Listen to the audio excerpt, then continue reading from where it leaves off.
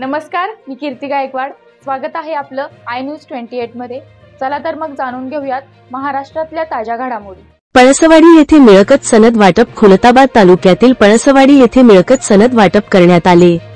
या काही दिवसापूर्वी ड्रोनद्वारे गावात सर्वे करण्यात आला होता। या अनुषंगाने मिळकत सनद काढण्यात आल्या आणि आजपासून त्या मिळकत सनद वाटप सुरुवात झाली। याप्रमाणे खुलताबाद तालुक्यात सनद वाटपाचा पहिला मान पळसवाडी गावाला भेटला होता। यावेळी खुलताबादचे तहसीलदार श्री स्वरूप कंकाळ साहेब, गट विकास अधिकारी श्री प्रकाश नाईक साहेब, भूमी अभिलेख तालुका उप अधीक्षक श्री चंद्रकांत सेवक साहेब, श्री विस्तार अधिकारी कहाटे साहेब, भूमी अभिलेख चौधरी साहेब, सातदिवे साहेब, ग्रामसेवक श्री विनायक पवार, पळसवाडीचे सरपंच श्री दगडू भेंडे, उप सरपंच श्री सोमीनाथ ठिंगडे व ग्रामपंचायत कर्मचारी, अंगणवाडी सेविका, गावातील सर्वच प्रतिष्ठित व्यक्ती व गावातील महिला वर्ग व मोठ्या प्रमाणात गावकरी उपस्थित होते।